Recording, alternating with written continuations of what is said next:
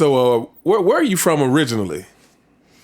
Let's see. Originally, I was born in Far Rockaway, New York. Having trouble saying it. Far Rockaway. But I grew up in the city of Orangeburg, South Carolina. That's where I spent most of my life before I moved to Tennessee. Oh, okay. And so, what was it like growing up in Orangeburg? Yeah, it was very hot. I know the summers were brutal, so I definitely like the mountains better. It's more mild because it was kind of dry and dusty.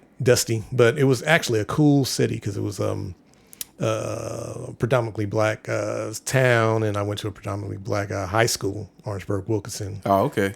And then from there we had two historically black colleges there, South Carolina State University and Claflin University. So, oh yeah, and I, of course, graduated from South Carolina State and did in the black college bands. I marched in a marching 101, for like 5 years while I was there in undergrad, majoring in music, merchandising and management, or music business.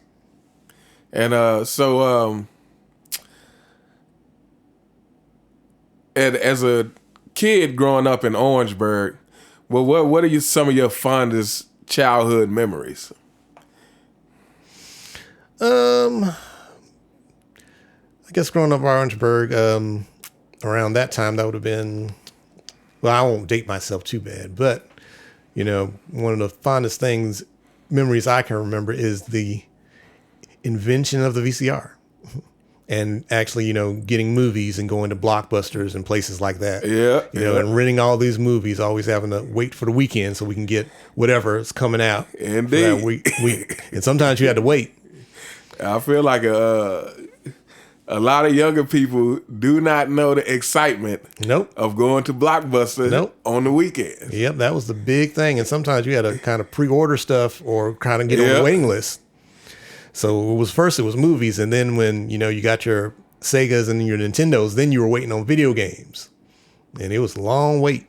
Sometimes to see what was going to come out so you can kind of grab it. I remember going in and just waiting around the rack where they were getting returns for people to put the returns in. Oh yeah, and having to snatch it up right before they put it on the shelf, because if you didn't, then somebody else is going to get it before you, because there was like a lot of people waiting. Yeah, exactly. I remember it would be slam packed on the weekends. Mm-hmm.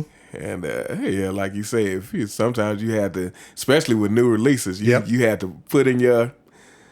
And then the worst part about it, I remember, is a lot of times people would get the movies and not turn them in. Yep, not turn them in or not turn them in on time. Yeah, it's like, man, I've been waiting. They said, oh, we ain't got no copy. And it was funny because they wouldn't get enough copies. Especially for the popular ones, something that you don't care about, they get like 8-10 copies of, and then something really popular, they only get 3 copies. Of course, it's going to be hard to, get a hold of that. I'm trying to remember whether so it was Blockbuster and Hollywood Video. Yep, Hollywood. Yep, I remember that one.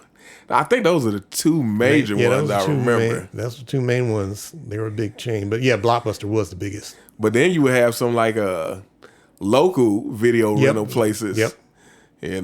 Kind of like the mom and pops of video rentals and sales. Yep. But okay, yeah. So